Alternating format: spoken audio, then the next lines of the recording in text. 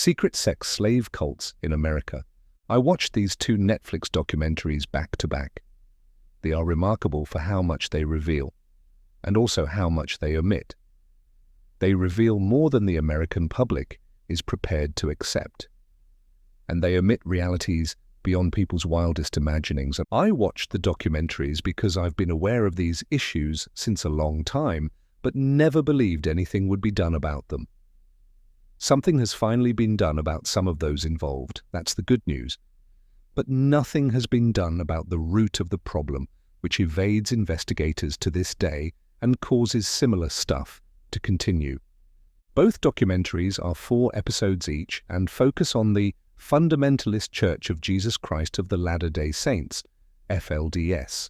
Mainstream sources had you believe that this is an offshoot of the Mormon Church, a more fundamentalist version of Mormons, or at worst, a religious cult and a polygamist sect. The 2 documentaries focus on events that transpired in Short Creek, a small remote village at the border of Utah and Arizona. It uses original documentary footage, witness testimony, law enforcement reports, and troves of seized documents from the group itself. Over the course of the episodes, it becomes clear we're not dealing with just another religion as such, but a large-scale mind control and pedophile sex slave operation. Many groups operate under the guise of religion because it provides tax-exempt status and other freedoms where perpetrators can claim their rights when attacked. It's what creepy people hide behind, and in my opinion, we need to change our laws around this. The first documentary, Keep Sweet and Obey, portrays the life of Warren Jeffs, the cult leader, prophet, who is now spending the rest of his days in a Texas prison. In his cult, men were allowed to marry as many wives as they liked, also underage wives. The prophet himself had over 60 wives, including children as young as 12. The women were not allowed to choose who to marry. They were assigned men among his loyal collaborators. To achieve women outnumbering men by far, Warren Jeffs got rid of hundreds of boys by evicting them from the village, who then became homeless boys, or perhaps by means not disclosed in the documentary. If there are 10 to 60 wives per man, the authorities and filmmakers should have probed more deeply into how this kind of imbalance was sustained, but they didn't go there. The entire town of Short Creek was under constant camera surveillance, and anyone deviating from its tyrannical rules was punished. From a young age, the women were subject to a rigorous program of mind control through promises of reward, threats of punishment, and physical violence. Evidence of trauma-based MK Ultra-style programming is sprinkled throughout the documentary, but the filmmakers and FBI didn't want to touch on that subject either. They weren't allowed to read or view outside information. They weren't allowed contact with the outer world, which they called Gentiles.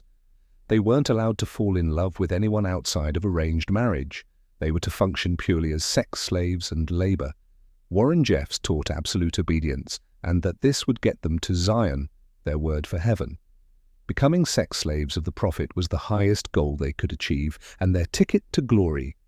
Even though polygamy, slavery, forcing people to work for free, and child sexual abuse are illegal in the United States, the local police did nothing. This is owed to the fact that the police were themselves members of FLDS. The women knew they couldn't go to the local police because they were part of it. Another crucial item omitted from the documentary is this: why wasn't anything done about corrupt police? Why was only Warren Jeffs arrested and not complicit collaborators plus police officers? It is only because nothing was done about collaborators that the very same thing repeated itself after Warren Jeffs was arrested for child sex abuse, which is the topic of the second documentary. And even after the second documentary came out, still nothing was done about the corrupt structures surrounding the cult. Warren Jeffs eventually changed the story of Zion being a reward in the afterlife to Zion being a place in Texas, to which only his most loyal sex slaves were invited. Such frequent changes to the religion to serve the leader's purpose should have been a telltale sign that there's nothing legitimate about it, but the followers were, and still are, too far gone to notice. Jeffs routinely got rid of any men who had an above-average IQ or different opinions, and he mostly took young girls to Zion. This is clearly documented. In Texas, he built a gigantic temple on a large piece of land. At the top of the temple, atop an altar-like bed, he performed sex rituals with underage girls, having them chant, "In the name of Jesus Christ," before penetrating them. Jeffs himself recorded these rituals and apparently sold them. Child pornography was one of the items he was convicted of. Warren Jeffs seemed to possess endless funds to build housing and temples. His successor, Samuel Bateman, owned a gigantic car park and liked driving his Bentley through the otherwise impoverished town. When Jeffs was in prison, collaborators, including his brainwashed harem, sent him $1 million a month. The documentaries mostly omit where all this money came from. They should have followed the money trail, then they could have discovered much more. Netflix being Netflix, the focus is on the woes of religion rather than the money trail. And why is it allowed to earn $1 million a month and continue to allocate funds for other people's sex slave operation while you're in jail? I don't know much about the law, but it would seem that prison inmates shouldn't continue to run the businesses they were imprisoned for. The first documentary only drops one small hint, and only once. Warren Jeffs was a contractor for NASA, Walmart, and Amazon, using the males of his town as free labor. That's where the funding came from. And yet NASA, Walmart, and Amazon and their contact people to Warren Jeffs were never questioned by the FBI or by the filmmakers. That's been typical of such cases. The elite players never get their hands dirty. They have fall guys to go down once they're exposed. No, Warren Jeffs wasn't innocent. On the contrary. But the people financing him from the shadows remain free to continue their next project. The second documentary is by an intrepid woman who herself was victimized by FLDS and infiltrated the Short Creek community under false pretenses of wanting to show their side of the story. She managed to film countless women who ranged from painfully naive to utterly traumatized and terrified. I have rarely seen more naive people than filmed in these episodes, as expressed in their words and demeanor, and can say without doubt the primary cause of bad things happening is naivety. To me, it's easy to see that the people operating this religion used trauma-based mind control on these women. You can see it in the empty, staring, unblinking eyes of some of the victims. It's right there for all to see, but the documentaries act as if it isn't there. The second documentary features new cult leader Samuel Bateman, image below, who simply left off with the exactly same behavior after Warren Jeffs was incarcerated. If the root isn't pulled out, history repeats itself. They've been so thoroughly brainwashed that many of them still consider Warren Jeffs and Samuel Bateman to be their prophet, even after they went to prison. Only few were willing to testify, while others continue to pledge their loyalty to the one man that can get them to heaven. Documentaries like this are shown out of context. The whole thing is presented as some rare oddball group out in the middle of nowhere, gone wayward by lone psychopaths.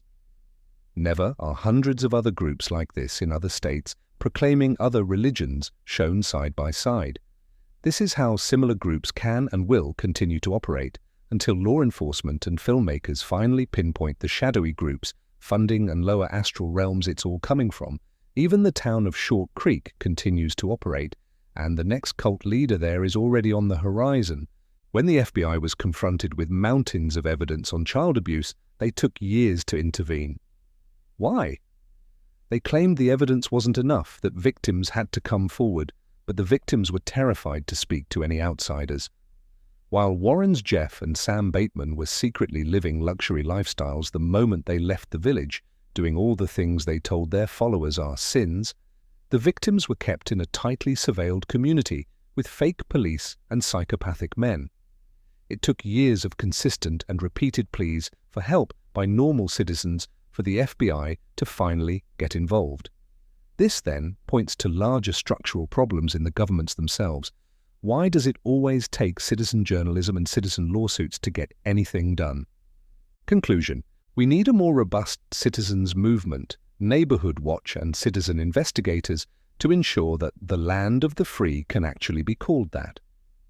Off the bat, I could list about 100 other similar groups operating right now in America.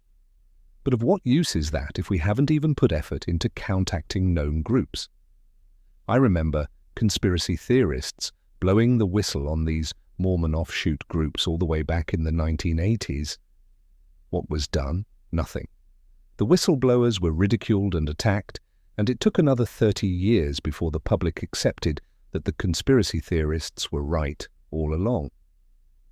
Most of these conspiracy theorists eventually give up because they endanger their own lives while receiving nothing but ridicule from the public. The conclusion is this: listen to your local conspiracy theorists, they may be on to something.